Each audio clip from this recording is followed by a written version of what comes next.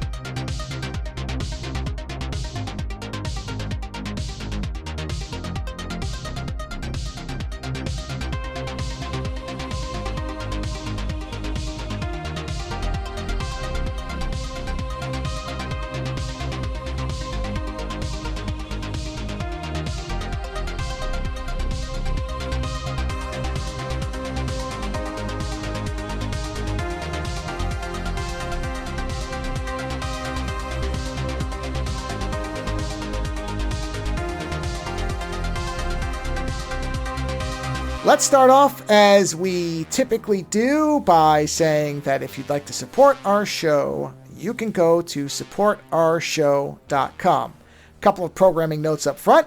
One is I have fixed the support site, so it is now correct. And I think I'm going to change the frequency of the Patreon commentaries because there's 52 weeks in a year. We've been watching one movie a week, and I had planned to release one a month, which means that it would be 52 months before I was into 2027 already. So yeah. I went, I'm going to do this bi-weekly now. That brings it way more into line. So every 2 weeks starting August 1st. Oh, so starting today. That's right. Starting on this show. So from this show forward, they will be the first of the month and the last of the month, regardless of day. I am releasing my necessity of Monday and whatever's. I'm just doing first and 30 or whatever the last day is. So I'm putting that aside, but it will be the first day and the last day, which means there may be weekend surprises or Tuesday whatever's. They'll be at 8 a.m. Pacific, so earlier than the shows usually post. But they will now be twice a week because I went to upload Frankenhooker, I guess, probably. And I realized, I'm like, oh, Jesus Christ, I'm in January of 27. This is stupid. Yeah. We'll be talking about movies a year away, Yeah, so. and if we have another like super week like of this movies. marathon? Yeah. Yeah. Yes. So the thing is that that's actually the third programming note. The next two shows are gonna be a little different than usual. So because Joe and I'm going away, and we didn't want to. It was easier just to record two shows back to back, night to night, not back to back like one show then the other. Although we probably could. So we probably could. So I said to Joe, is like rather than play video games, let's watch movies every night and see if we can't put some funny things together. So we ended up watching movies every night. So we watched 5 movies, and very very. We've watched 4 movies and something. And a piece of shit, yeah. Yes, but we'll get to that. Not this show. We're going to save that one for the next show. But yes, so these two shows will somewhat seem unified because they are, at the end of this week. Yeah, well, each one has a theme. I did come up with a theme for each set of movies that made sense. I had I had to think for the second set for the next show's theme, but I came up with something. But this one was much easier. So. But yeah, so these will be a little different in that really I'm not going to bother talking about anything else really.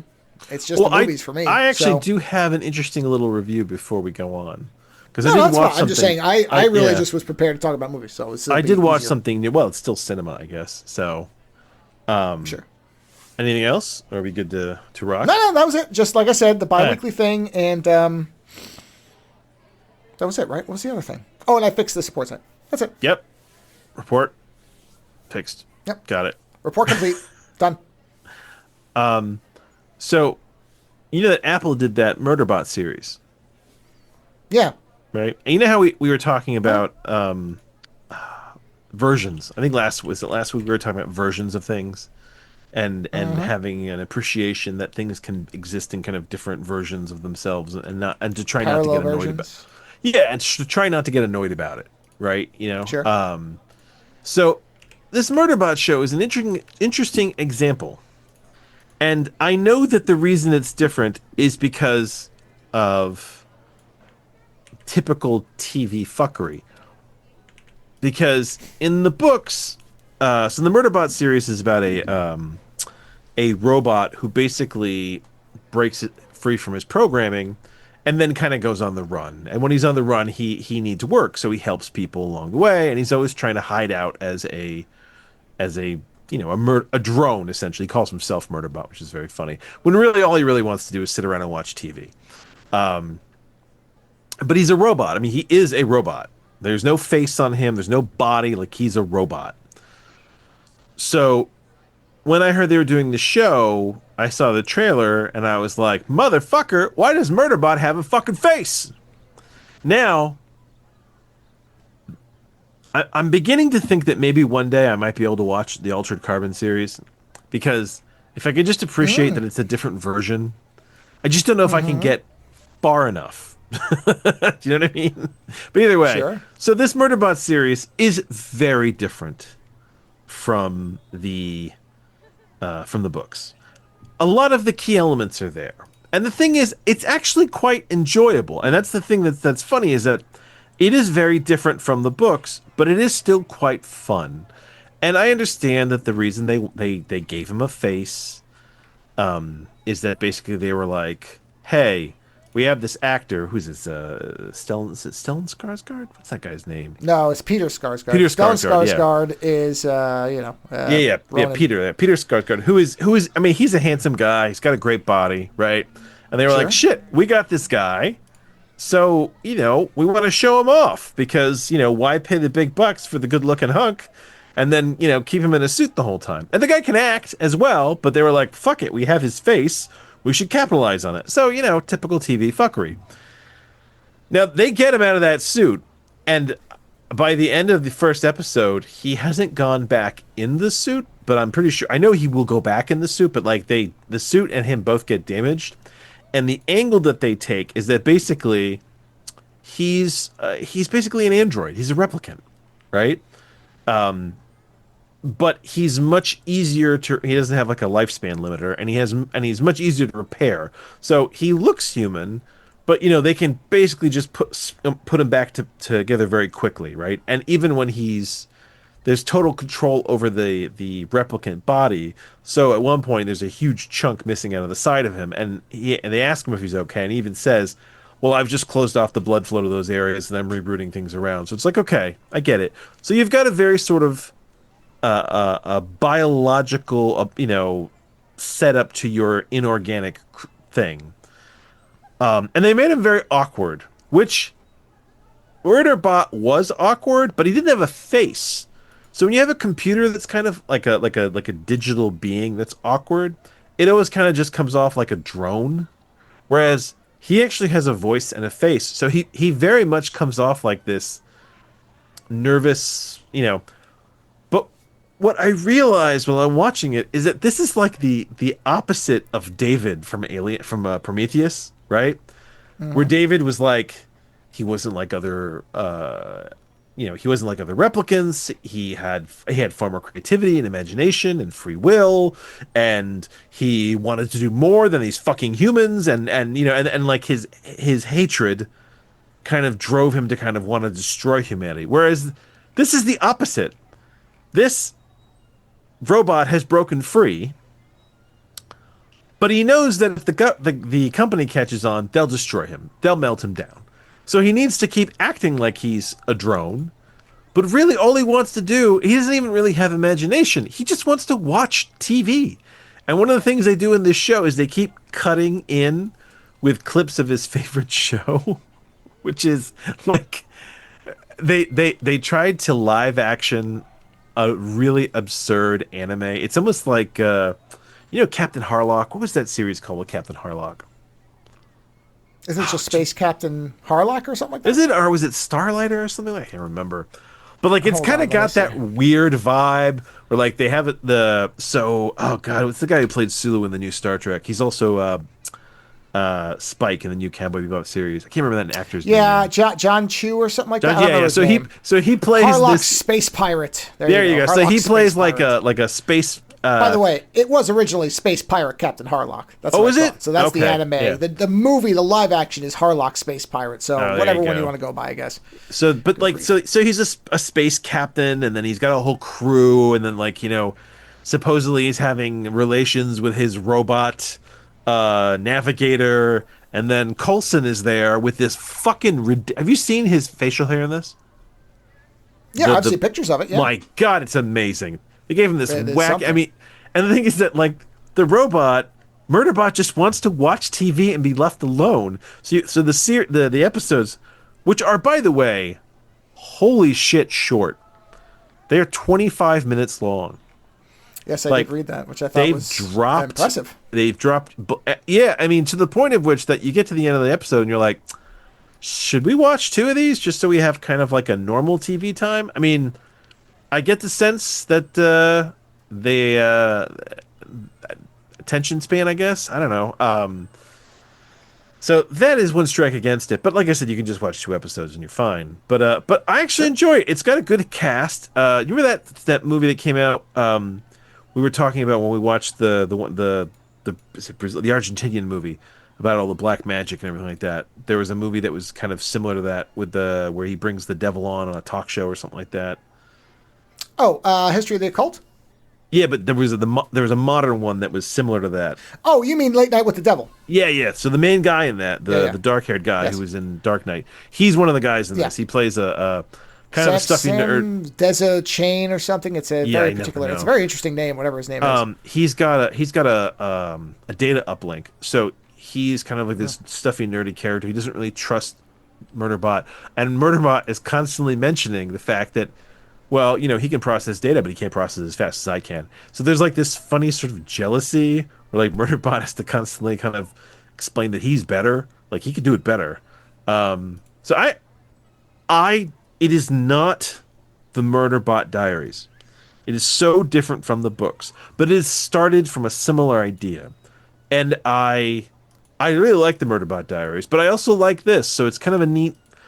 I'm trying to be more flexible here and not just hate things when they aren't what I'm used to. I'm trying to be open-minded to the new possibilities, and so far, it's very enjoyable. Very different, but very enjoyable. And essentially what happens is Murderbot is used to being with essentially assholes. Human assholes. The worst assholes. And so when he gets his freedom, he's with all these miners who are like celebrating some, having finished a contract. And like literally one of them tries to set fire to him at one point. And he's like, God, humans are the worst. And when he breaks his inhibitors and he realizes he's free, he's like, should I kill everybody here now and leave? And that's what he wants to do. But he can't because he knows the company is watching. But what's so funny about the show is that essentially he's an older model, so he kind of gets pushed to the side, and I think he's kind of hoping to be ignored. Because much like iPhones, they come out with a new model of Sentry Robot like continuously. And this group of hippies who wants to check out a planet, who's like got a commune essentially, the company will let them go without some kind of security. So they get the bargain basement price Sentry Bot, which is Murderbot. And now you have a robot who is struggling with his freedom, suddenly with a whole crowd of like in a hippie commune. So it's very, very funny. It's very, very awkward. I enjoy it. So I think that's that's a leg up in the direction of kind of just accepting that there's multiple versions of the thing, and it is so different, so fundamentally different. Which is why I'm wondering if sometime this year maybe I'll try to watch the Altered Carbon series and try not to hate it off the cuff. But yeah, I think you'd enjoy it, by the way. Like, it's short, and you can kind of go in and out. I don't know if it's been picked up again. I don't know how they're handling the series, to be honest with you. The Murderbot Diaries were like real short novellas, but they were like all kind of, they alluded to other stuff, but they were all fairly self-contained. So you could read one and be like, oh, that was fun, and kind of wait a while before reading the next one. And I guess actually, in keeping with that, the Murderbot Diaries as books were very short. So I guess it kind of makes sense that the shows would be really short, kind of keeping in the same vibe that you can kind of something that you can absorb very quickly.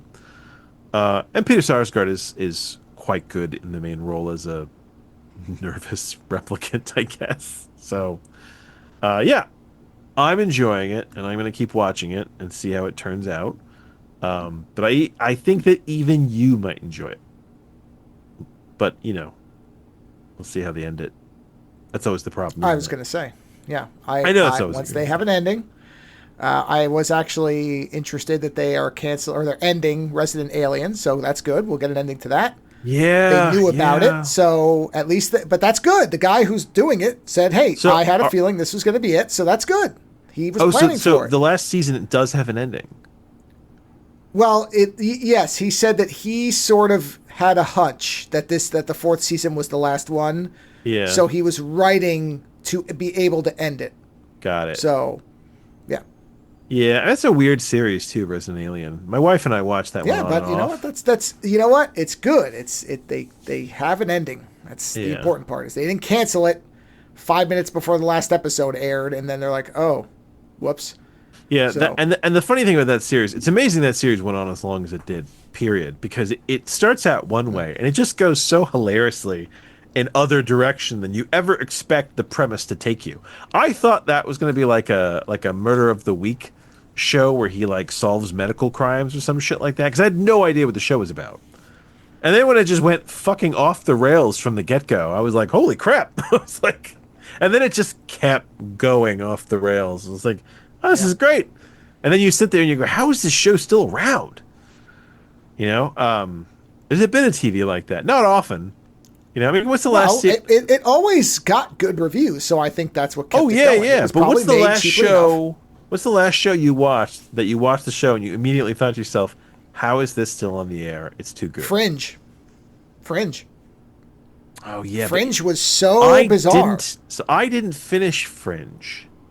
Is it worth finishing? I got. Oh man, yes, it is. Even my wife loved Fringe, and that's unusual because she's not. It goes hard sci-fi, and you want to talk about a show that changes every season? It changes every season. Well, because it was like Monster of the Week for a while, and then you always had still sort of is, but the whole framework around the show keeps changing, and that's what makes it interesting. It's still monster. I mean, they're still solving mysteries. The mystery, it's very X-Files-ish in that there's always the larger thing in the background, but there are these weird one-offs, and they're trying to piece together what's happening with it. But yeah, as time goes on, you realize that it all has to do with the bigger thing going on, because you have two different universes that are basically sucking into each other. So and honestly, that episode of Fringe with Peter Weller is probably one of the best pieces of TV. I always reference that one. Yeah, Peter Weller just showed up in Longmire. We're on like the end of season 2, and he's playing a character that in the book is quite legendary. He's the ex-sheriff. In the book, he has one leg and he's very crotchety. But they were like, "We'll get Peter Weller," so he's got both legs. Going back to versions, he's very different than the character in the book, and yet because it's Peter Weller, it's so good. Like my wife actually said to me, "I like this show more when Peter Weller's around," and I'm like, "Yeah, because he's the absolute opposite." I know he's the absolute opposite of the sheriff character, but he's also as good at all this to some degree. So it's like he's the one person that the sheriff can't really just be like, "Well, I know better," because it's like, "Well, no, I was the sheriff when you were still pissing your pants." So. And he's got a good look, too. They gave him a black hat. In the book, he's in a white hat. I think it's intentional. He's got a black hat. He's a bit of a rogue. And he does fucking poetry. He does cowboy poetry, which is hilarious. So, yeah, Peter Weller is always great when he pops up. My wife was like, why isn't he always in the show? And I was like, well, probably because he lives in Italy. Doesn't want to spend all his time. He's not really that interested in this anymore. Filming out in the Midwest. Yeah, I mean, I'm sure a lot of actors get to that point, especially when they have other interests. I mean, he's a fucking professor of fine art. Yeah. Was it I Renaissance don't art? I'm think he pretty really. sure. I think so. That Yeah, sounds so right. it's like, he does this kind of as a whim, I suppose. Yeah. Yeah. Oh, you know what? I wonder if he does it to keep up his like Actors Guild Well, no, hours I or think some it's shit like probably that. I think he regards that as the fun hobby now. Oh, the acting. The teaching is something he really wants to do mainline, but then, Yeah. once in a while, if something interesting comes up or it's fun, yes, I'm sure it keeps his SAG stuff going, and there's no reason not to if all you have to do is 1 or 2 movies a year. But also, from what I've seen interviews with him recently, he still likes doing it. He just doesn't want to do it all the time. Yeah, well, he it's doesn't very want to breakneck tiring. it. Yeah. Right. So Yeah, why not? If you can just casually do it. Those shows are like, they film those so fast. Those scripts are coming Yeah. through so quickly. It's like, Right. doing daytime, or not daytime TV, but doing like a serial show. A series, as opposed to Yeah. guest starring here and there, is a lot Yeah. easier. I mean, you've just got so many, especially a show like this. This isn't one of those 8 episodes shows. There's like 20 something episodes a season. It's like was it Blacklist with Spader? It's like there were so many fucking episodes. Like we watched the first season of that, and my wife was like, "That was the first season." She's like, "That feels like 3 seasons." I'm like, "I know, right?" Yeah. And there's fucking like 1,000 of these. Yeah. So, anyway, yes, Murderbot was good, and Peter Weller's always awesome. Yeah. Good. So there's my review. Peter Weller's great. Well, it's good to hear. Peter Weller is still great. Do we have any movies with Peter Weller on your wheel of chaos? No. I don't think we do. Are there any, No, because I think we've seen all the ones we've that we need to see. seen all with him. his good movies? Yeah. I'll look through his filmography. If I find one that sounds interesting that one of us hasn't seen, sure. I wonder if we should do Sunset Grill at some point. Oh, jeez. Yeah, we can. I mean, we can. It's not a good movie. Honestly, yeah, I don't what? know Hold if on. there's, I don't know if there's going to be a lot to say about it. My frame of reference at this point has changed. So Sunset Grill is actually very competently done. I mean, it's not as bad as things we've seen recently. That's for sure. Yeah. So, but it might not have a lot for us to comment on. See, I'm trying to select things I think we'll have stuff to say about. And I don't know. I won't mind watching it. I haven't seen it. I watched it so once. long, so I may have forgotten how bad it is. It has been a while for me too, but yeah. Yeah. It's okay. I showed my kids Big Trouble in Little Trouble tonight. Big Trouble in Little China. There you go. Yeah, show title. Yeah. Big Trouble in Little China. I showed my kids that tonight, and like they enjoyed it, but they weren't as impressed as I was when I watched that when I was like 13. And I was like, "This is fucking amazing," but they did enjoy it, and they did enjoy Jack Burton and the shit that came out of his mouth. And then they asked me the inevitable question I always get, which honestly I think this is a modern day question, which is, how many sequels are there? None yet. And I'm always like, none. They're like, none. I'm really just waiting for them to change the reboot into a sequel. But who knows? Well, either way, yeah. But that is a question if it ever gets made that I get from them that I don't remember asking. I think because like when I was younger, it's like sequels took years. No, it was not. It was not like that. And now, it's not. Yeah, like now that. I show them movies and they go, "Well, how many sequels are there?" I'm like, "Fucking none of them." And they're like, "Well, why are there no sequels? Like, was it bad?" I'm like, "No, it wasn't bad. They just, it had sequels." Escape from New York and The Thing. That's the Kurt Russell, John Carpenter trifecta right there. Yeah. Right? They only did the 3 together, right? There's another one. I mean, there's Escape from L.A., but... Well, yeah, but I mean, that's classics. There's only those 3 that they did. It's really those 3, yes. Yeah, so... well, no, sorry, he did Elvis with him, but that's a TV movie, so I don't know if we count that. Were there monsters? Well, no, they weren't monsters, but it's a John Carpenter. I'm saying it's a. I didn't know that John Carpenter did the Elvis movie for TV. You didn't know that? Oh, yeah. No, shit, that's weird. Yeah, that was, yeah. Man, yeah, that's like what we were talking about last week. I believe was that his, I don't think that was his. Maybe it was his first movie. Hold on, let me look. What's his name? Did the Straight movie? Maybe it was his first movie. Hold on, let me look. Maybe it was his first movie. The Straight Story, yeah. It's Straight Story, yeah. Where you're like, holy shit! I was like, he directed this. Man, I love the fact that when you go to John Carpenter's thing, the first thing that comes up is not director but music. So you have to actually go and say, no, what did he direct? At some point, my daughter was like, I really like the music to this, and I'm like, yeah, that's the director. She's like, what? No, I'm like, yeah, he does all the Elvis music. came after Halloween. El Salto. Oh yeah, that's right, Dark Star. So no, Elvis was 1, 2, 3, 4. His Fascinating fifth film. I've never seen that either. I mean, like, yeah, I just didn't think I haven't because I don't care about Elvis, so I don't. Yeah, I have no interest. But I mean, from what I understand, what's his face is good in it. Well, yeah, Kurt Russell is a good Elvis. I mean, I watched. Was it 3,000 Miles to Graceland? Oh, I remember that one. What a fun movie. What a fun, not a good movie, but a fun movie. A fun bad movie. Yeah. A fun bad movie. By the way, I don't know if you saw this. Yeah. There is a first-person survival game based on Hellraiser that's being made. Did you see anything about this? It came out of nowhere. A first-person survival excellent. game? Doug Bradley came back. It makes complete sense.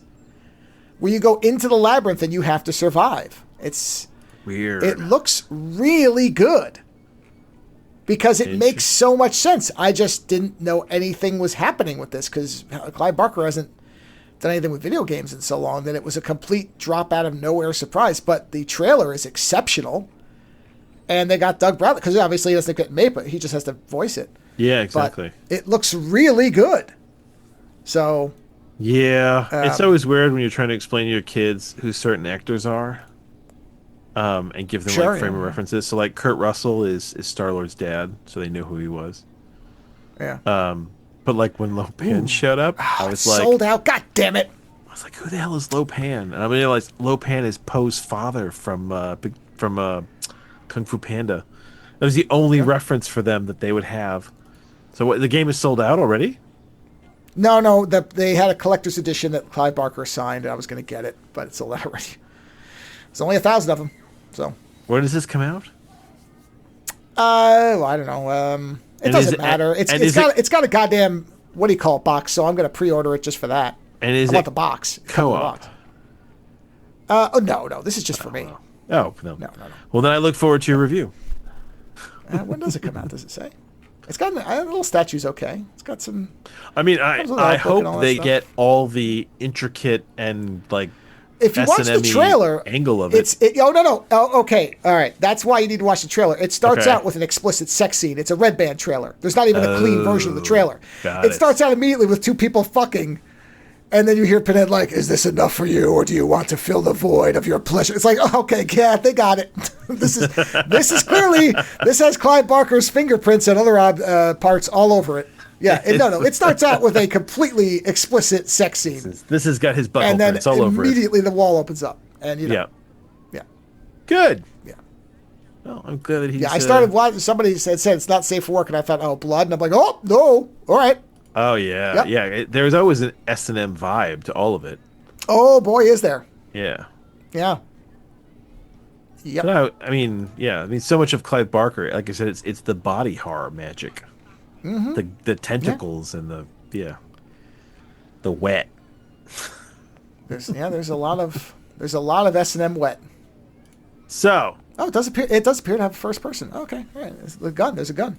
I thought it might be like Alien Isolation. You just had to hide from them. But you've got a gun. Not when you're in hell. When you're in the real world, there's somebody holding a gun. I was gonna say. The thing is, like, really, what is there to survive? If they catch you, you're dead.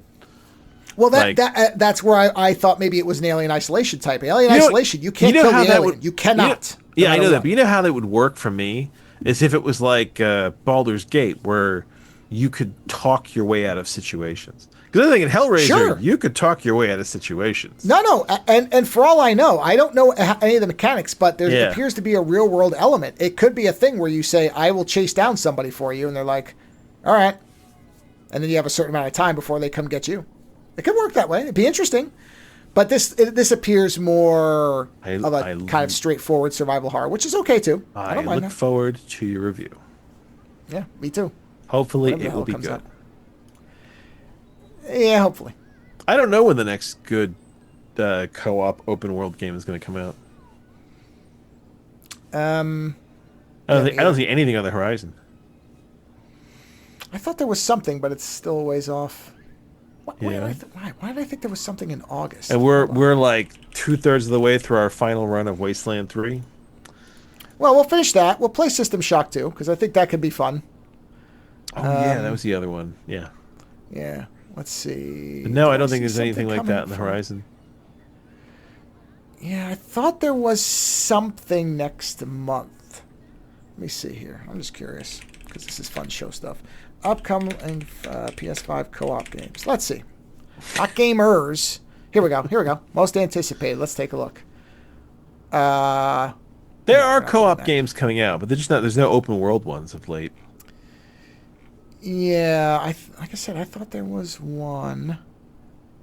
I mean, and the thing is, I wonder if it's that nobody wants to go up against GTA, whatever, when it finally comes out, because that'll dominate things for a while. Possibly. Yeah. No, it wasn't that. No, it wasn't that. No, it wasn't. Oh, Subnautica 2 is co-op. Interesting. I didn't know that. Maybe the first one was Borderlands. I'm not interested in Borderlands anymore. Whoa, wait a minute. I know. Terminator Survivors? Doesn't have a date yet, though.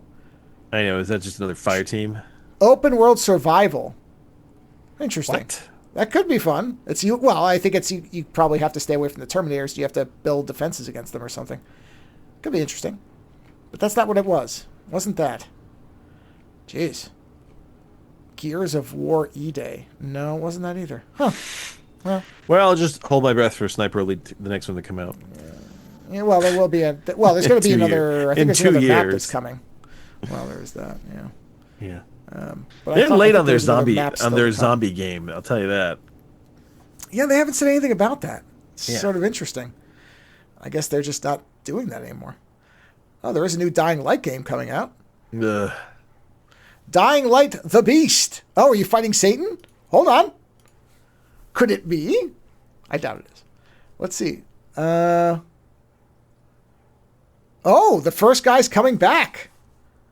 Is it in the Middle East? No. You're apparently seeking revenge on somebody who's been experimenting on you for 13 years. Open world. That's driving. Oh, yeah. Same thing. Where in the day they're weaker. At night they're more aggressive. Okay. Oh, apparently now you get superhuman abilities because you've been being experimented on. You can enter into beast mode. Okay, so you turn into Wolverine. Or the Hulk, I guess. Interesting. You know what? I mean... You know what? Remember why you stopped playing the last one? I don't remember. Oh, you don't? What was the reason we stopped playing? I don't. Was because it the they killed that fucking dog in a horrible way.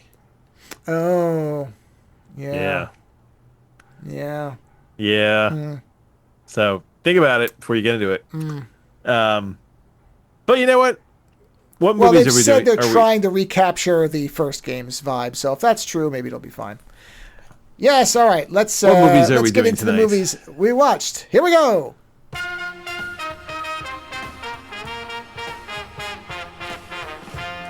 shut the fuck up! Thanks for killing my mom. Yeah, no problem. Just give me the essence of the thing, the juice. Give me the juice. Right. Man, so we watched this show had a catchphrase. It should be a subtitle or whatever. Ozone Nightmare. Give me the juice. Just give me the juice. It should be. Yeah. So each of these shows, this show and the next show, are going to have themes to the movies that we're going to review. So we're going to be talking about 5 movies. 2 tonight. I love that you're trying to put a theme to it, considering that there was a random wheel. This one's was easy. No, because. I do like the idea that they sort of did fall into themes. Even the second movies do have a theme to them, which that one is, I've heard about these movies forever. Did they live up to what I heard? And in that case, it's going to be the opposite of what I expected, but we'll get to that next show. This one was unintentionally, because didn't know this going into it. But the 2 movies we're talking about tonight will give you a snapshot of a technology that is now almost erased from normal life. Yeah. And the other is a portrait in time of New York City as it no longer exists. So they both are time capsules, one of a specific thing. One of them is filmed in New York City. The other one is so clearly not. Well, that's very true. Yes. Yeah. Yeah. So the first one we'll talk about is 1982, I believe, which is, I've seen 81 and 82. So 81, 82, whichever. It's early 80s. But as far as I understand it is actually 1982. I think it was filmed in 81. It was released in the United States under the title Bells, which is a dumb title. But its UK title, the full version, is Murder by Phone, which unfortunately there is no good copy of. We watched a borderline unwatchable copy of this in terms of video quality. Which is funny because of all the movies we watched, this was probably the single best one. I mean, Frankenhooker. Overall, yeah. Frankenhooker, because I think that's the other one we're talking about tonight, right? Frankenhooker. Yeah, Frankenhooker was very good, but for very different reasons. This is the best all-around movie. Like, I have like levels of review with the two of us, where it's like, this is a movie that only you and I watch together. This is a movie that I might watch with my wife. This is a movie you should just watch with friends, preferably drunk. Like, this is a movie that I would tell anybody to watch. And this is a rare example of a movie I would tell my mother to watch if there was a good copy of it. Yeah, and when we realized that, was it Will Chamberlain, right? Is the lead? That's his name, right? Will Chamberlain? No, Will Chamberlain is the basketball player who had a sex dungeon.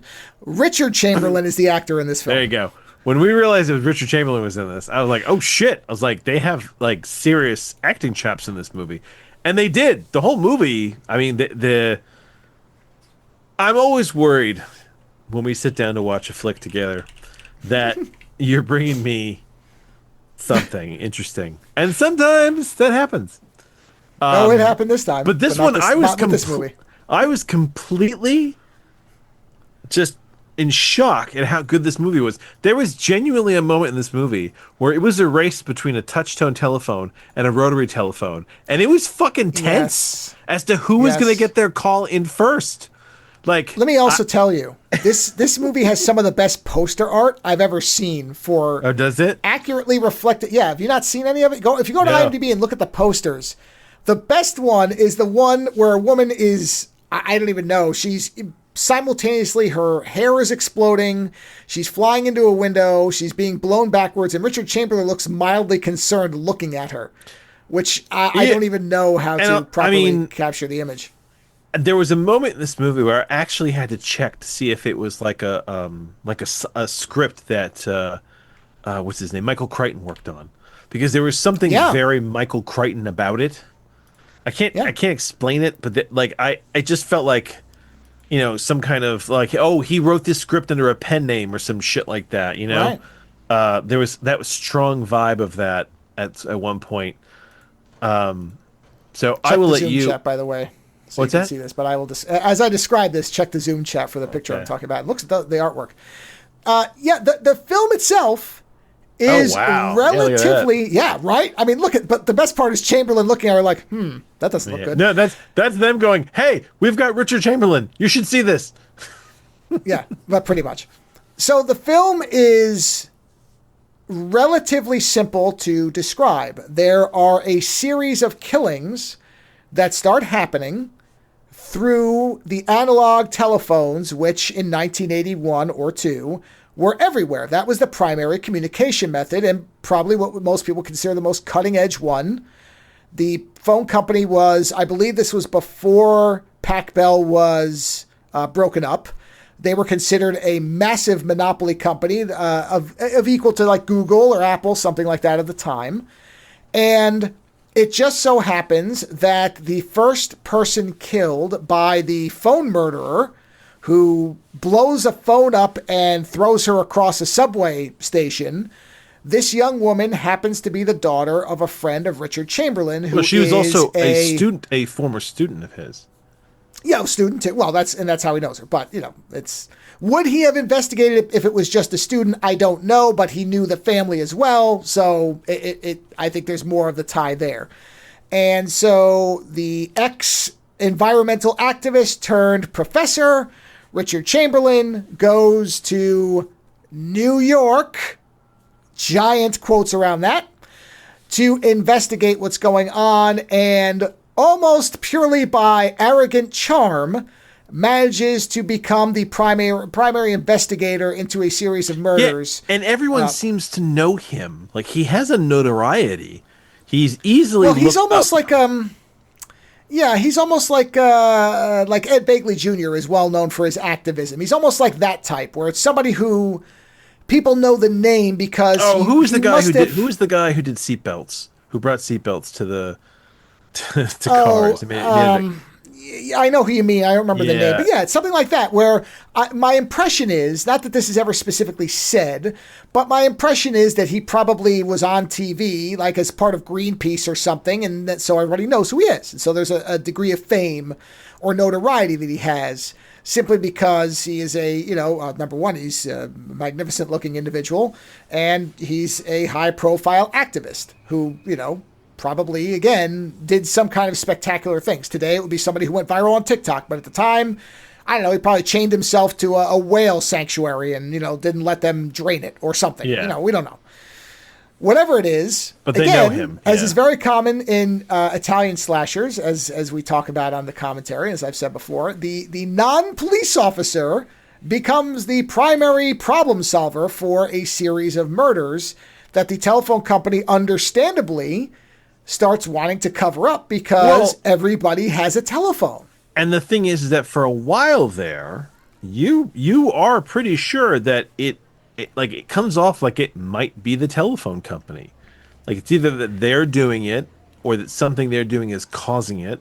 Like, you genuinely don't know who the blame should lie with. Yes. And Chamberlain is actually incredible. I mean, like, he does a lot of clever shit. The writing for this is very smart. You can see the logical process he's going through. He's just also hilariously bold.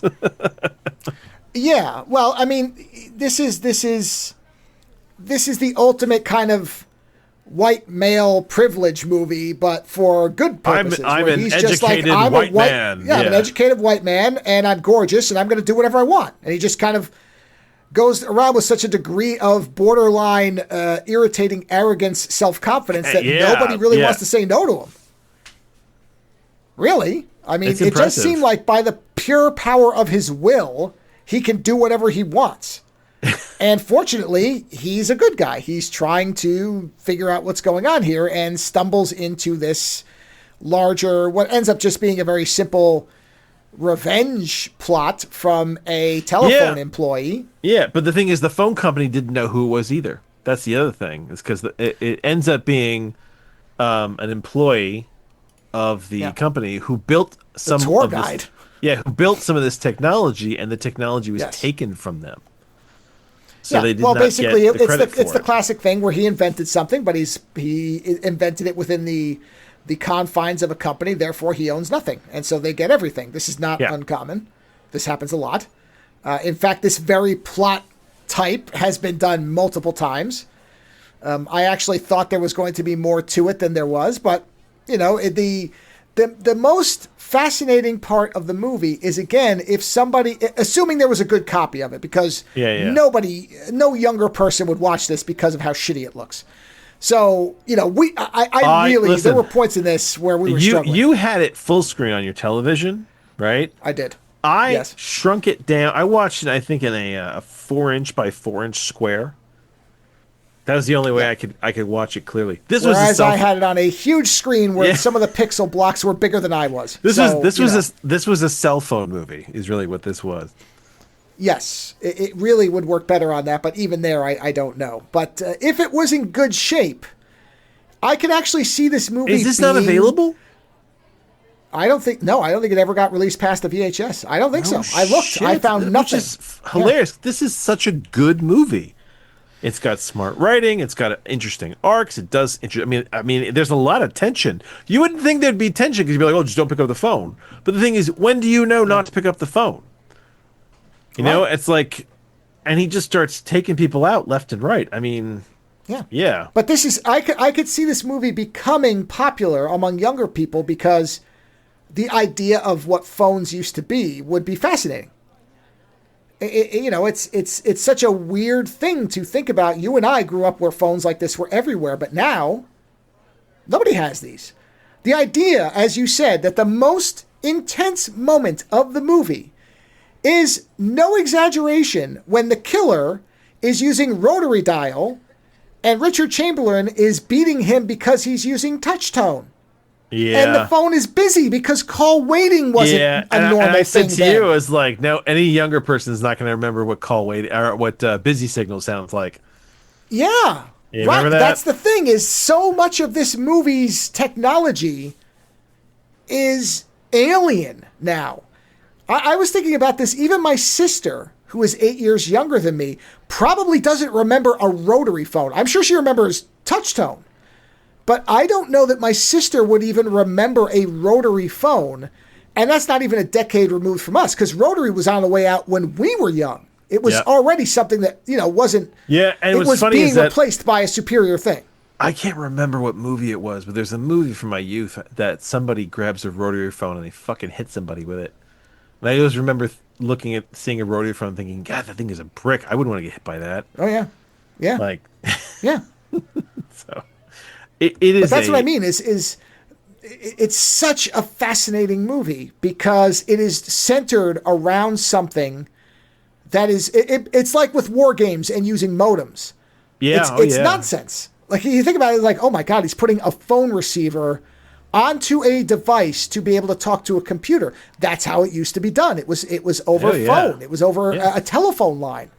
Again, something that my sister, I don't think remembers. I remember dial-up. I remember the big jump from going from a 28.8 to a 56K modem. I remember that very clearly. Like, whoa, shit, upgrade, bitch. But nobody now knows what that is. And then somebody would pick up the phone in your house, and then they'd fuck it up. And then there's your connection gone. And then people would try to call the house, and then get a busy signal because you were like trying to download a boob. Yeah, Right. Yeah. The idea that some people had a second telephone line just for the internet. Oh, yeah. Yeah, that was fucking nuts, right? Right. Yeah. Again, so this is even further back than that. So the concept of a corded phone. Does anybody use a cordless in that movie? I don't remember now. No. Does anybody have cordless? No, there's no cordless in that movie. No, you're getting confused with the cordless phones they used in the movie we watched last night. Yes, that's what it was. Yeah. You're right. But that's what I mean, is the idea of a rotary dial itself would be something that I think would elicit confusion from not even that much younger than us people. This isn't even a millennial thing. This is whatever my sister would be considered. No, this is that I'd have to ask her. I meant to ask her if she knows, if she remembers it. This is that point where phones started to change. Yeah. And I mean, of course, it would be the same as if we watched a movie where there was a switchboard operator. Well, that was gone by the time we were young. Nobody was using switchboards. And I don't remember anything like that, like party lines. That was all. There were party lines still, but they were really for sex. What operators used to do, where they had the giant board and they were, literally connecting the wires between two different people, that was gone before us. But for my mom, it wouldn't be. She would remember stuff like that. So, yeah, it's crazy. Because you could do a similar thing there, where it was like, if the operator connects this cord too quickly, that person's going to die. It's that kind of thing. But it is a very, as you said, well-written, simple, small-scale movie. I don't know that he ever intended to kill anybody but the people he was killing.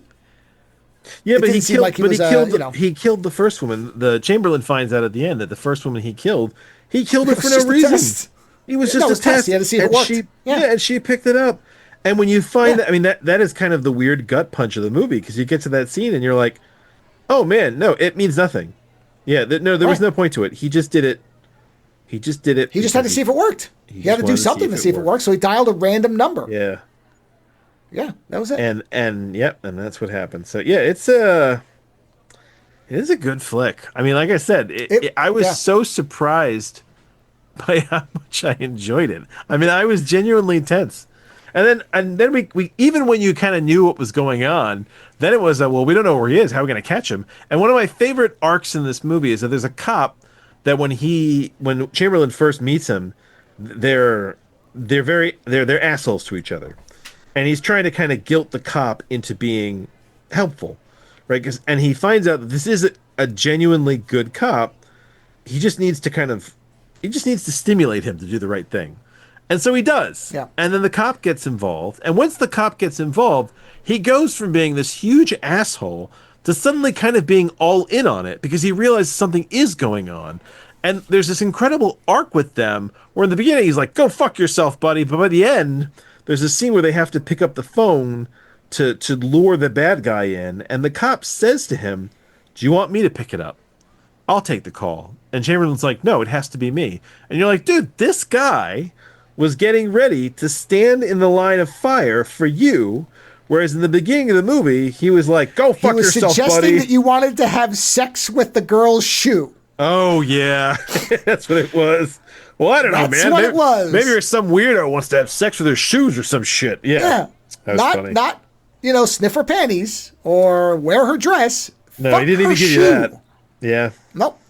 The strangest sexual deviance that I think has been suggested in a film of this type that I've seen. Yep. Because it's just so out there. I enjoyed it so much. Like you, I would recommend this to almost anybody. It's not an action film. It doesn't have any big... I mean, it has some very spectacular kills, but they're TV movie budget. The best one being a guy who goes flying out of a building window. Oh, and honestly, that is the most B-movie aspect of it, is how they handle those effects. Yeah. Where like the one guy who gets blown out of the that's the best. Like Deagle in the Gremlins where they shoot her out the window in on the her chair. Stairmaster thing or whatever. Yeah, it's like that. So, you have to go in with the right expectations. It has its limits, but it is expertly written. The characters are great. Chamberlain is magnificent. I mean, everybody is. Nobody's bad in it. The only bad thing I can say about it is there's no good version of it anywhere. I mean, you can watch it for free on Archive, but it is... I mean, the quality is... dog shit. But here, you know what? But quality. Here's the thing. Remember I told you about how a movie is good? When it's good even on the small screen. No, we didn't care. We got over it pretty quick. I watched it in a 4-inch by 4-inch screen to get, detail, and it was excellent. The audio's great. The audio is pristine. It's just the picture quality's not. Yeah, I was surprised at how good the audio was. But honestly, I don't think it matters much because the writing and the audio is good, and that supersedes the visuals because, you're going to get the idea of what's going on. There's some smeariness for sure. It's got some Vaseline-y quality to it for sure. But I don't think if a thriller is a movie type you like, or a Crichton-esque type of thing. You're completely right. This seems like it had to have been ghost written by Michael Crichton. It was not, from what I can tell. He has no involvement. But boy, does it feel that way. Or it's somebody who read a lot of Crichton or saw saw a Crichton movie and was like, hey, you know what, we could do that. And you know what? Did a really good version of a Crichton type story. This is very, very. It deserves a good edition. That's the thing. This deserves at the very least, a Blu-ray restoration because it should be seen. It is that good. Like said, you gotta wonder. The shame is it doesn't exist. You gotta wonder how modern audiences would handle that today. You know what? At this point, when people like me are buying Iron Angels box sets, I think they'd sell some copies. Oh no! It's not. I mean, like, it's the thing you said. It's a technology that's so far off now. So, it's like lately when I watch certain movies with my kids and I have to explain to my kids, oh yeah, that used to be a thing, and they're like, oh yeah. Really? And I'm like, hey, yeah. And it's like I have to bring them up to speed that a technology existed at some points. There is as you, I guess, would predict, I have picked up on this undercurrent of, this is kind of like now very young people are going back to Polaroids and film cameras because they're bored of the cutting edge technology. It's so commonplace that what's unique and fun to them is the older stuff. Oh, it's retro. So yes. And so there could be a nostalgic aspect to this thing for some people, for those people. And then it would be people like us. Like, I would absolutely support buying this in physical. If they put out a Blu-ray of this, I'd buy it in 2 seconds because I would watch this again. Yeah. It's a fun movie, So, who knows? It can happen. And there's a lot of stuff that's getting put out. It's not just a fun movie. It's the fact that it's also a good movie. Right. And I'm creating that kind of difference because there are movies that are fun that are kind of trash. This movie Well, we're is. going to talk about one in a second. I know. This movie is well put together. It's well directed. It's well written. It's got a good cast. It's got strong actors. I mean, it's got actual tension. It cultivates tension without a gunfight or a fist fight or any bullshit. In fact, it is rare that the main bad guy and the main good guy are even in the same like building. You know? That's true. And yet, Yeah. tense as fuck, man. It is. Yeah. So, like I said, it's free on Archive. You can watch it there. Just, calibrate your visual expectations properly. But if you like Michael Crichton type stuff or just thrillers in general, this is a really good one that probably almost nobody's heard of. I don't even remember how I heard about it. It came up somewhere. Yeah. You never heard of it, right? No. No, I've never heard of this. No, I don't even remember where I came across it. I was just like, really? What is this? Yeah, and I love Unfortunately, Chamberlain a lot of this as an stuff actor. is on Archive. A lot of this kind of stuff, people have got their VHS rips up there. So fortunately, there's a lot of this that is there, and I found it there right away. I just wish there was a better version of it because I think it deserves it. But even so, I would recommend it to anybody who wants to watch a good thriller with a centered around technology that is not as common as it used to be at all. Yeah, just doesn't fucking exist. No. I mean, you still can find touch tone, but rotary is, I don't know that I've seen a rotary phone in the wild since I was young that worked. So. Yeah, it's crazy. I mean, and I will say that they've got such a good Chamberlain is so good that he kind of makes a lot of this, and like I don't know if it would be as good without him. Yeah, I think there's a lot movie, of natural charisma that he's just basically exuding from his pores everywhere he goes. And you have to have somebody I could see other actors doing this, but you have to have somebody like, oh God, who's the guy? Oh, what's his name? He was the Gladiator owner in Gladiator. What's his name? Oh, Oliver. What was his name? Oliver Reed? Oliver Reed, No. yeah. Yeah. Oh, Oliver Reed could have done this. Oliver Reed could have done it, but it would have been a very different movie because he's got a different kind of intensity. Well, we're going to see that version of Oliver Reed when we watch The Devils. We will see Oliver Reed exuding raw sexuality that will draw man, woman, and beast into the screen. It is remarkable how instantly fuckable he looks all through that movie. I mean, he was a sexy man when he was younger. Yeah, well, let me tell you something. I don't know that I've ever seen him look better than that. I mean... Have you seen Women in Love? It's... it's better than that. Okay. He's pretty good in that, too. Let me put it this way. He's corrupting an entire nunnery over to him just on his mustache. Yeah. He just looks so impressive. good. He does look very good. I mean, the kind of classic definition of the Hemingway-esque pure man is what he looks like. Yeah, and it's that thing where, like, you... when you think of, like... When you're young and you think, good-looking man, right? And there's certain men that you kind of look towards, like as a kid, right? I don't know if you remember one of the first men you looked towards and you thought, like, I want to be like that. Right? Did you ever have that? Because you want to be Superman. I want to be like Lee Marvin. I don't know why. Yeah. So yes. But like, so Superman is the aspirational kind of all around good guy.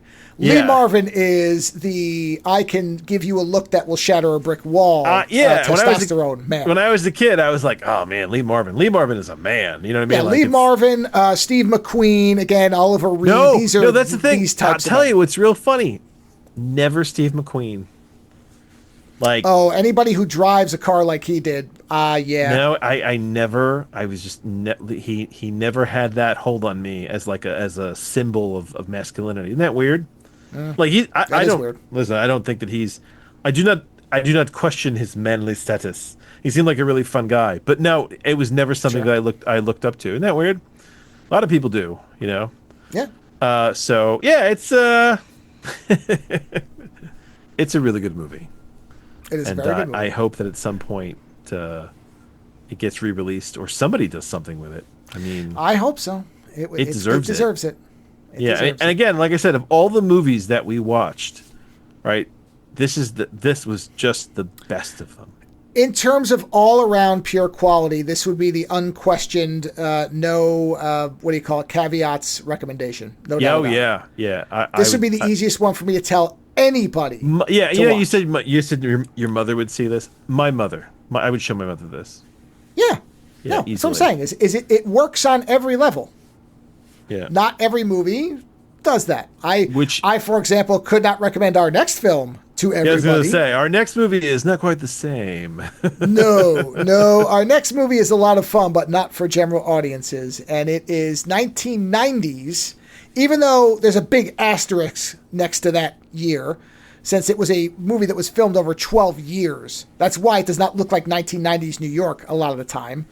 But anyway, it was released in 1990, and it is a film with a magnificent title, almost better than the movie itself, which is Frankenhooker. I disagree with you. I think the name is apropos for how good it is. I'm saying almost. The title is almost better than the movie. I thought I'd seen this movie, but then it turned out it was definitely a movie I hadn't seen, right? And yeah. I was expecting something really trash. I'm going to let you explain this one. No. What is the plot? No. Hold on. Your juice is so much better than mine. I give reports. I'll jump in and I'll analyze elements, but for the overall juice of it all, you are the juice man. Like, just give me the essence of the thing, the juice, you know. That's right. I defer to you on the juice. Well, in that case, the film centers around, what is Jeffrey's last name? It's not Frankenstein. It's something else. Whatever. It is based in Hohokus, New Jersey, of all places. And when we realized that, oh my God, that's one town over from where I grew up. Like, I have actually shared the clip where we realized this is a Jersey movie widely. Oh, did you? I have actually clipped it to YouTube and spread it all over the place like a venereal disease. No. Yes. Why? Oh, yeah. It's because there's kind of my wife was cracking up at it because I don't know if you remember, but when we first see the characters that these two women are talking, and when we first heard them, my comment was, oh, this is definitely a tri-state movie, but we weren't sure where yet. Yeah, we weren't sure, yeah. But that accent was hard. It was special. Yeah. And then when the friend says, after the woman who is overweight, which, okay, we have to set this up. We're at a birthday party where this young inventor / electric company employee who has a brain in a jar with an eyeball in it that nobody thinks is strange. And everybody is cool with it. They're like, yeah, just don't let him get too weird. And this is his in-laws' house. Yeah. Not his parents, his in-laws. They're fine with all this. And his girlfriend is wearing a jumpsuit that is meant to make her look overweight because it's padded. Because in reality, she's a Playboy playmate. That was the problem. Yes, she's extremely slim. Yeah. But this is the way they decided to do it, was just to give her this gigantic, ugly suit, jumpsuit, that has probably, I don't know, just...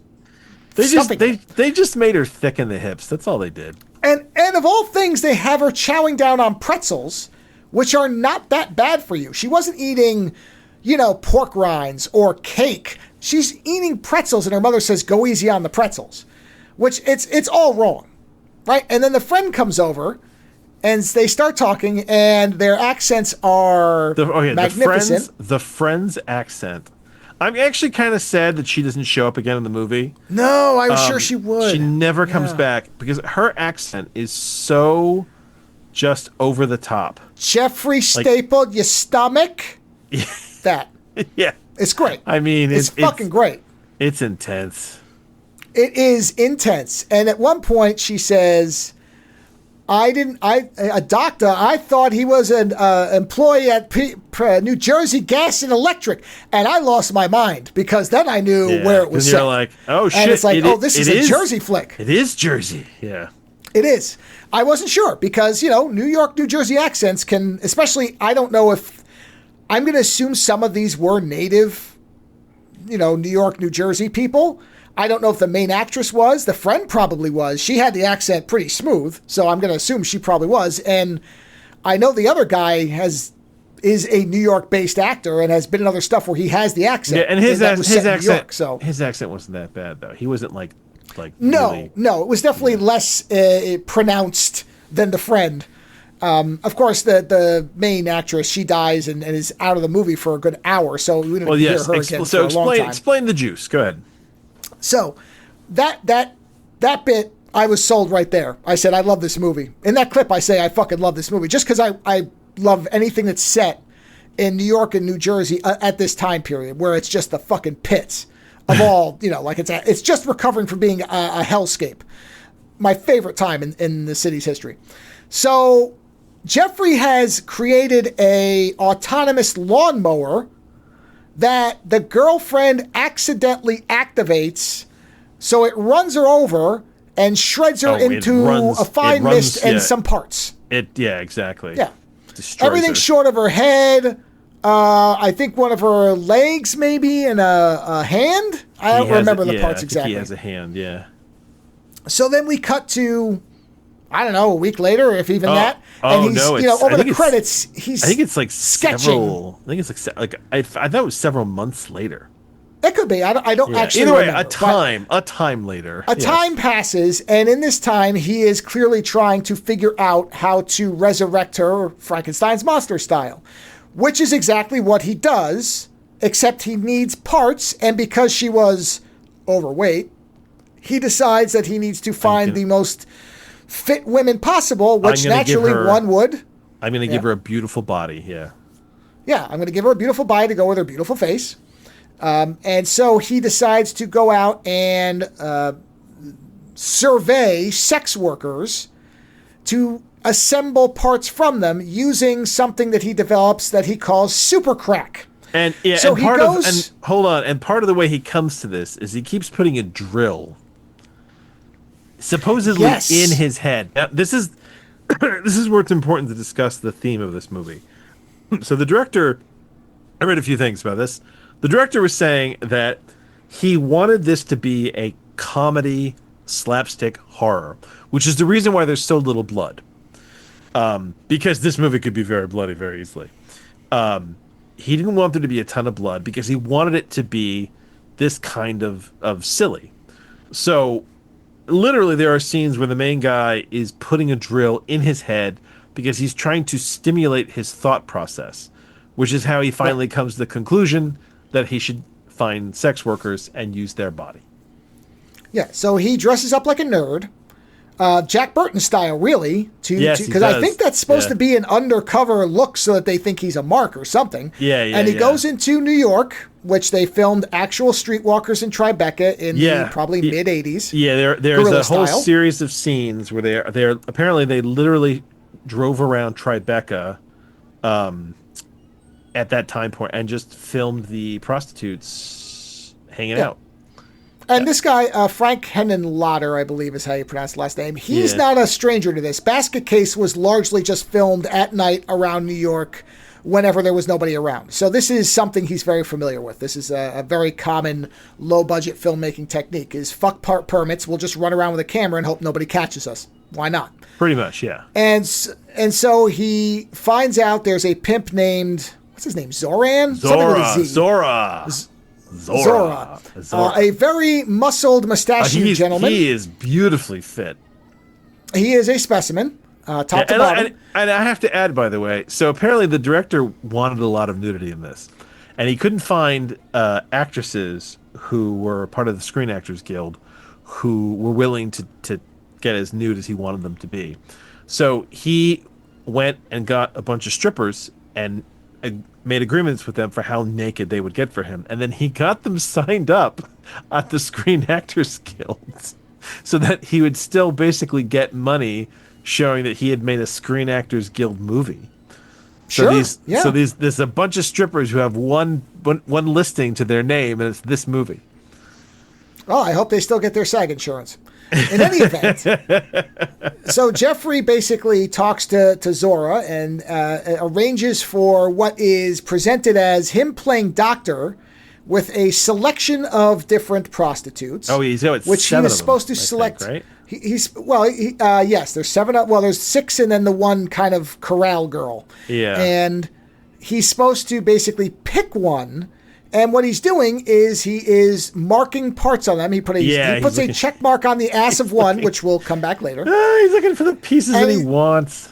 Yes, he's basically trying to figure out what parts he wants. And in the process, he has a morality crisis and is not going to go through with dosing the one with super crack. Be clear, the super crack that he creates, because he knows they're all crackheads apparently in this movie, is he tests it on his guinea pig, and the guinea pig explodes. So he knows that it's super fucking dangerous. Correct. And he does have a moral, Yeah, he stops. He says, I can't do this. I'm sorry. And as he's trying to leave, they kind of pin him down and they find this bag of super crack. Well, they want to get paid. Yeah, and he pays them. He says, here's the money. He gives them the money. It's not even that. And as they kind of rip his bag open and they see the super crack, and of course, as all sex workers are wont to do, they are lured in immediately by drugs. And they smoke this stuff, which leads to a scene that is probably what most people know of this movie if they haven't seen it, which is the exploding hooker scene. It is in the hotel. So well done. I mean, so this is the reason you see this movie is because the special effects are punching so far above their weight on this movie. There is literally a moment in this movie where the edit to the exploding body is so well done, and the body it just matches so closely that it's virtually seamless. Like that, and that is the thing with this movie that's so. The guy who did the special effects for this has gone on to work on fucking everything. Like this guy was amazing what they did. Yeah. And so the budget for this movie I think was just over $1 million, right? But apparently they blew most of it. The exploding hookers sequence. Well, they chose well. I mean, the two real standout things are that scene, which is spectacular. There's actually legitimately top-level editing. We both noticed how seamless some of the transitions were. And at the same time, it's so funny.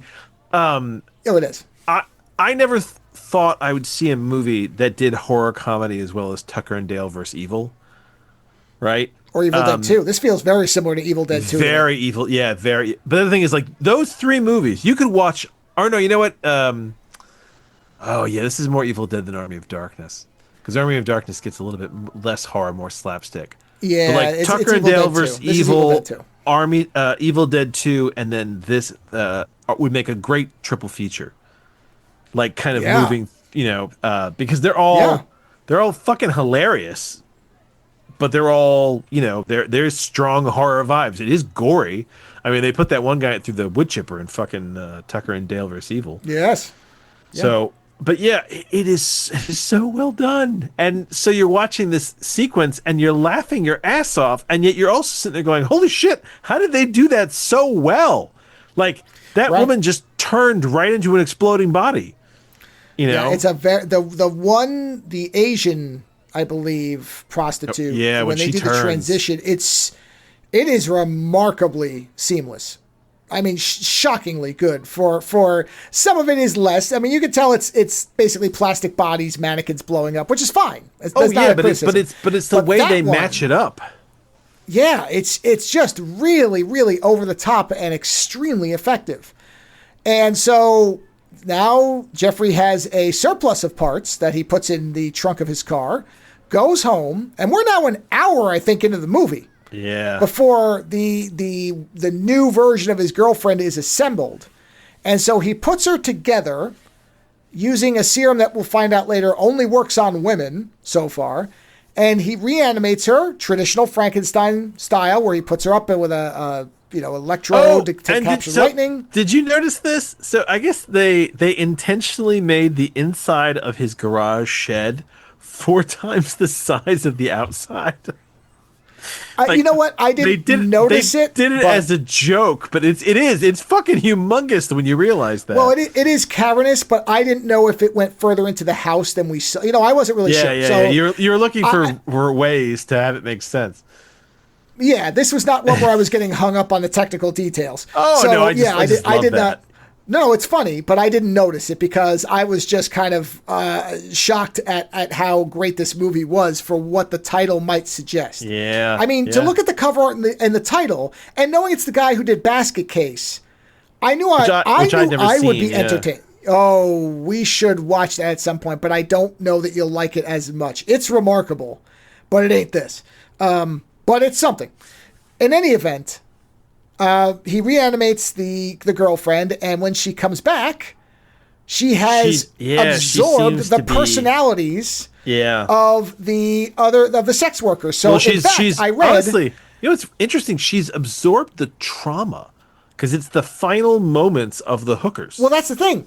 Nothing she says is anything but repetition of what they said in the previous scenes, which I mean, obviously I recognize some lines, but I didn't realize they were all only those lines. And there's credit here that has to be due.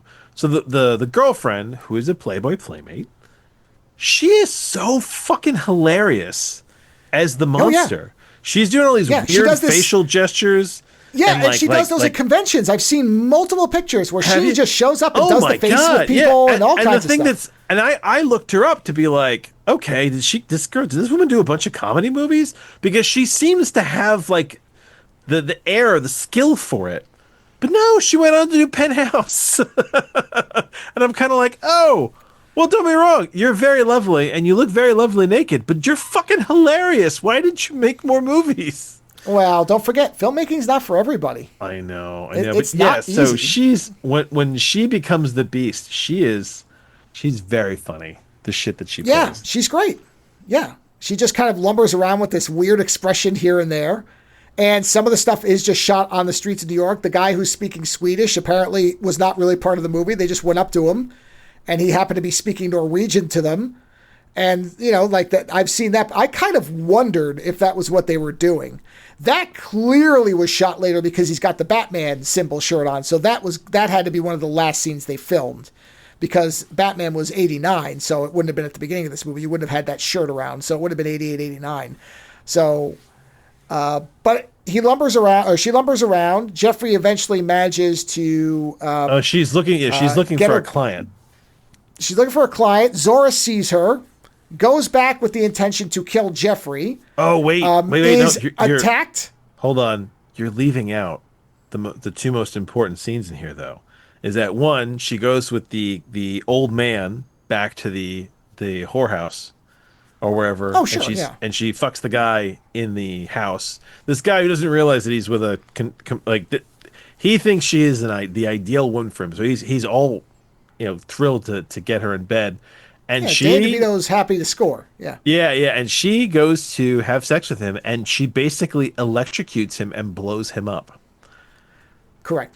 Which is an absolute fucking hilarious scene. At which point she goes down to the bar, and that's where she meets Zora. And Zora punches her head off. At which point her head is hanging off the back of her body, and electricity is shooting at the top. The animatronic head they made for that sequence is so good because it looks like her, but the eyes are like flickering, like she's having a seizure. It moves very well. Yeah, I was like, "Oh crap, that's good." I mean, I can't stress enough how amazed I was by the special effects for this because so often, you get kind of shit. You know what I mean? Like you get ham-handed stuff sometimes, but in this case, the special effects guy was dead on. Yeah. So, sorry, continue. Yep. So then they end up back at Jeffrey's lab, at which point Zora gets attacked. Well, she seems to remember who she is at that point. Yeah, somewhat. Yeah, something comes back and then after Zora her head gets shows punched up. Off. Yeah, and then Zora shows up and cuts off Jeffrey's head. Yes, and then is attacked. By a fridge full of body parts straight out of a Cronenberg flick. So the body parts all got put in the same sort of cooler with the fluid formaldehyde of Kool-Aid. Yeah, that his girlfriend had been in. And when his girlfriend gets struck by lightning, we noticed that lightning went down and seemed to hit the fridge. And both of us kept going, oh my God, how is this going to play out? And the fridge shakes, and then it stops when Jeffrey wakes up, so he doesn't realize what's going on. And then he runs out after the girl. Right. So when that thing opens up, the monstrosities that fucking roll out of there. I mean, it's if it were another horror movie, it would be The Thing.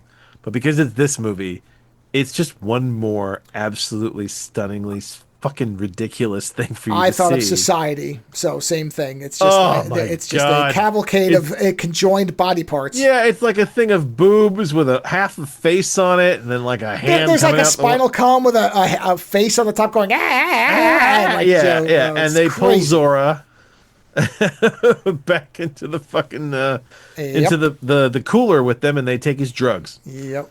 Mm-hmm. Right? I mean, that pretty much sums it up. That sums it up.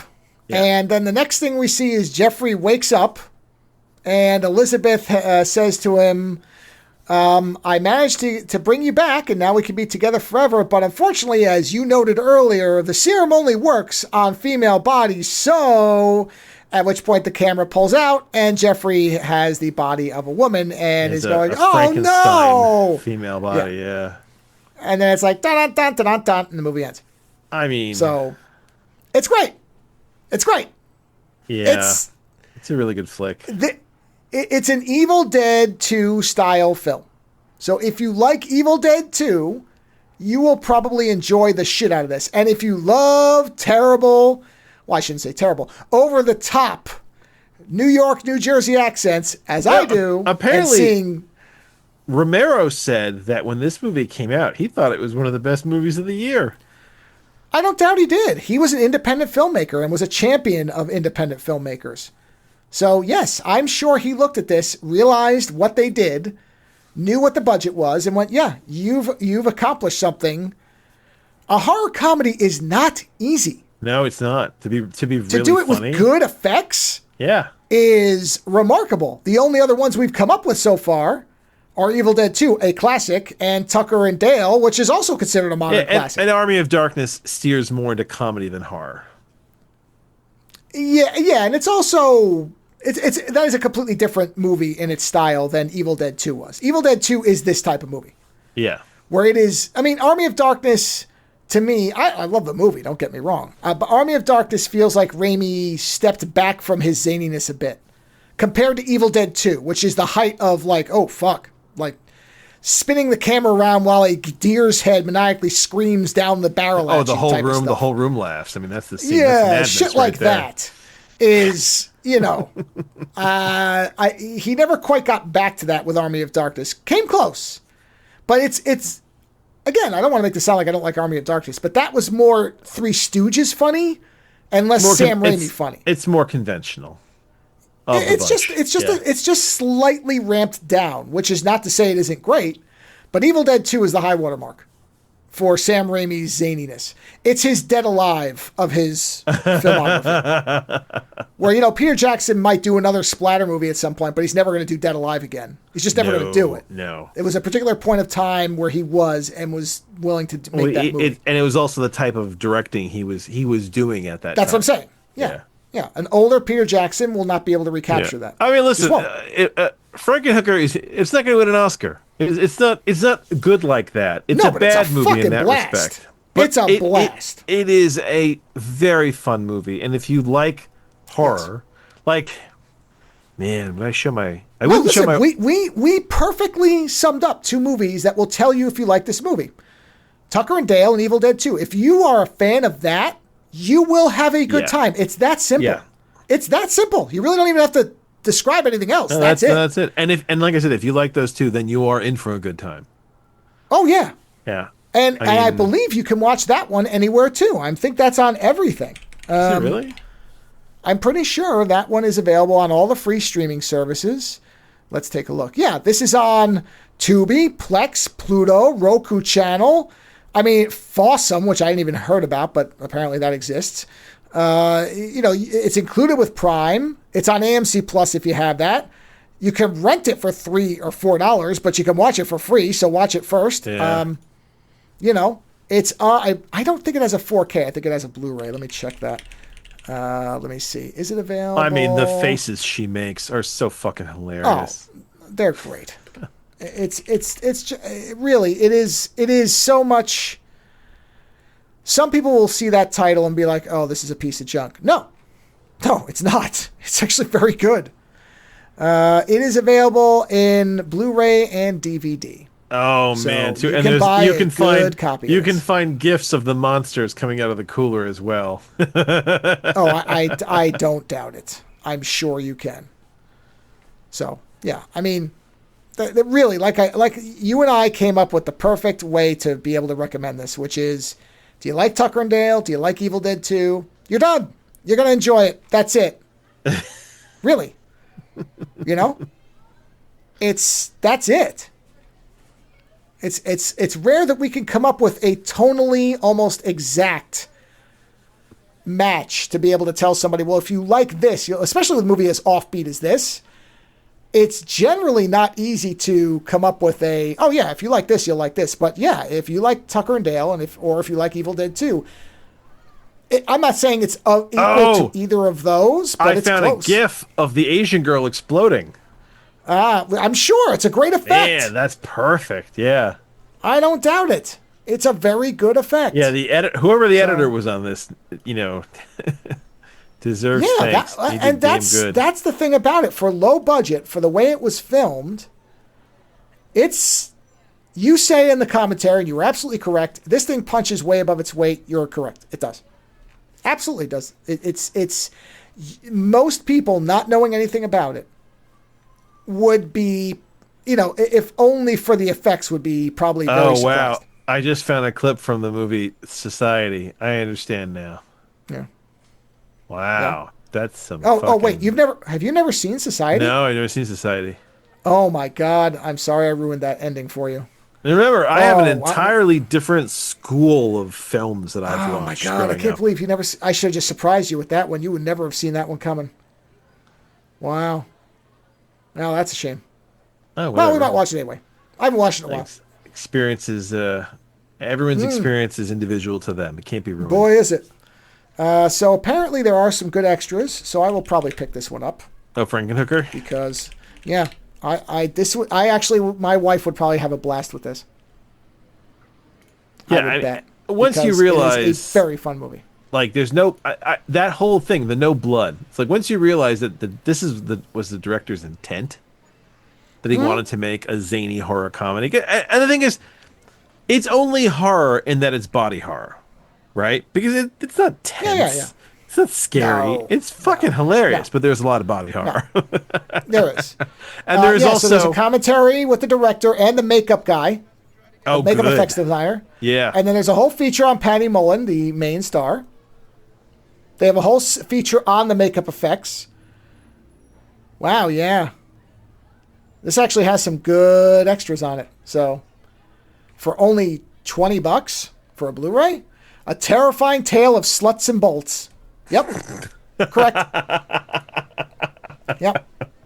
That's correct. Sluts and Bolts. That's great. Oh, man. Yeah. A lot of nudity, though. Be prepared. Yeah, well, there is that. But in ways that are just hilarious. Oh, yeah. Yeah. I mean, honestly, this movie in some way almost ruins nudity. Because at the end... No, I agree. When they come out of that cooler and it's all like, naked women parts like melted together, you're like, oh my God, like that is boobs, but no, yeah. I honestly, this movie, because I think a lot of people probably think, oh, it's an exploitation film. This is just, no, it's like, no, that's really not it. No, it's really not what this is going for. Listen, there's nudity, but it's not prolonged. It's not lingered on. Like, as soon as, yes, there's a lot of hookers that are mostly naked, but then they fucking blow up, and there's pieces everywhere. Yeah.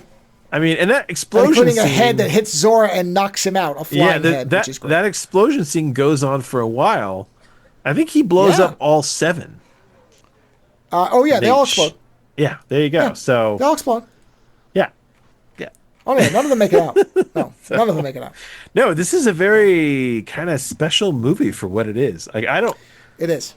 I don't know if I'll ever see something like I said, we named two movies that are of a similar vibe, but I've never quite seen anything like this. You know what I mean? Like it's like I mean, there's a man. Like I almost want to. There's almost like a Tim Burton-ish aspect to it at times, like the vibe. Yeah. Oh no, I could easily see him remaking this. You know, except for the nudity, he just doesn't seem to have the thing for nudity for his movies. Yeah, he doesn't. But other than that, it does have that feeling. I also agree. Don't know what director could even do this if they wanted to reboot or remake it. I mean, no. It's and the thing is, maybe James Gunn. Maybe you don't need to because it's fine exactly. No, I agree. It's perfect as it is. Yeah. You don't really want to put that much more money into it. And you don't want to go too much less on it. You just want to leave it. No, as they it got is. they got lucky. They had an incredible. They had a good sense of humor, and they had an incredible special effects guy, and a fucking dynamite editor to make this happen. Yes. Yeah. So all the elements worked for what this movie needed to be and ended up being. So don't mess with it. Yeah, Fortunately, I doubt there's a lot of big studio interest in rebooting. No, but you know, one day when the AIs take over and they start remaking everything in AI, they'll get to it. Yeah, it will be inevitably worse. Yeah, because you can't improve on this. Can't be done. But I'll tell you, I forgot how shitty New York looked in the 80s. Oh, I watched lots of movies with shitty New York, so I have never forgotten. Because when you see that footage of them driving around in, I had to look up what neighborhood that was. And when I realized that was Tribeca, where the hookers are just walking out in the street dressed the way they are, I was like, holy shit. There is a movie that will be on the wheel, so we will watch it. That will be the most clear depiction of New York at its worst. So, I'm not going to tell you what it is. I think you reviewed that. I likely have. I've reviewed a couple of terrible, like Wolfen has some of it. There's movies that have it, but there's one movie. This is the one where the guy uses the bottle to stab the woman in the vagina. No, that's New York Ripper. Okay. And that is it's. Yeah. And we have to go back to Murder by Phone real quick. Yeah. Murder by Phone was filmed in Toronto. Yeah. So the subway, so it's supposed to be New York. But the subways are so clean. Clean. And the subway cars are so clean. And so in Frankenhooker, when she gets into a subway car and it's all graffitied, and we're like, one. Okay, yeah, we filmed we were filming an actual This location is like the Warriors now. Yeah. This is accurate. It's all it's full of people, it's claustrophobic, it's all painted. There's graffiti fucking everywhere. Yeah. Yeah. It looks like it's barely working. Yeah, for what is a very fantasy comedy horror, there is something incredibly raw about it. Yeah, well, that's because it was shot the way it was shot. There's no attempt to pretty things up. Yeah, so there is a bit of grime to everything. Yes. Oh yeah. Like when he goes in the strip club, the stripper in the background looks like she's probably a real older woman who's stripping. Oh man, that's no good. And it's in the background, and you're like, I don't want to see this. And it's in the background, and you're like, Jesus, you bastard! The director, he just keeps it there in the background. Well, and I'm pretty sure that he's filmed in a real strip club, probably in a small, like hole in the wall New York City strip club. Yeah, with real patrons. I read that some of those people are just the people that are in there. Like when they go in that bathroom, that's probably a real bathroom. It looks pretty bad. But there's a lot of people in that bathroom. I mean, you know. Well, there were rooms that were constructed for certain purposes. So is all I'm going to say. I don't know if it was necessarily the real bathroom of that strip club, but either way, it was a fun movie. We watched two fun movies. Yep. We watched two very entertaining films in vastly different ways. Vastly. I mean, worlds apart. But both very good. Yeah. Which is going to be different from our next show. Our next show will go from hilariously awesome to what just happened. Yeah. Yeah. But for tonight, All good. But for tonight, both thumbs up for the right audiences. One universal, the other for the selected viewer. Murder by Phone is great. Frankenhooker's great. Peter Weller's awesome. And Murderbot is enjoyable so far. So all good. There you have it. So and the nice part is both movies easily found for free. Visual quality will fluctuate, but these are not hard for you to watch. A lot of times when we come up with these or when I review a movie, I hate to have to be able to say, well, you can only buy it on Blu-ray from here, or it's not easily found. Only Shudder has it for a limited time. Yeah. Nope. This Frankenhooker is fucking everywhere, as it should be. And Murder by Phone, because it doesn't have a high quality release, I think it's also on YouTube. But we watched it an archive copy, so you can actually watch it right there and you can download it. So both worth seeking out. And actually, the nice part is our recommendations, they're both thumbs up for movies for very different audiences or the same audience. So we don't usually get to do that. So that's a nice treat. So on that note, everybody, watch one of these things and have a great weekend. We'll talk to you again next week.